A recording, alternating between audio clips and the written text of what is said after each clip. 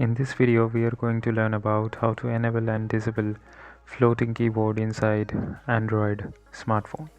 So let's check out the process. So first thing that we need to do here is open Google Chrome.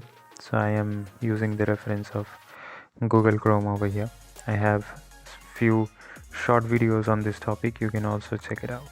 So what we are going to do over here is you can see this particular keyboard, this is the Gboard, and I will click over here and you can see over here that floating option is coming. So this is how you can enable the floating keyboard. Now you can see that the floating keyboard has been enabled and I can move it anywhere. Okay, so and I can also resize this particular keyboard for myself, and also can adjust where will I keep it. So this is one feature of the floating keyboard. Second feature that I would like to show you guys is the GIF feature that has been given this particular Gboard edition as well with the updated ones. So you can see all the suggested GIFs that I'm getting at the moment. So these are the GIFs that you can also try out, and this is the resize option. So few more options are also available over there, like you can go for text editing. You can select the text editing like this. Just need to click the select button and need to press.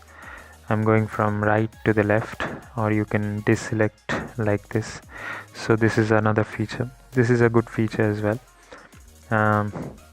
Next one I'm going to show you is a very good one, the emoji one. So you can try the emojis as well over here for any kind of chat purposes. Next one is the color of this particular keyboard, that is the theme of this keyboard. You can also change the theme. So if I'm going with the landscape themes like this one, so it will look like this. So I will click apply, and if I click, you can see this keyboard looks good. And this is another feature. So how to disable this particular option, that is the floating keyboard, just need to click on floating and you can see it has been disabled.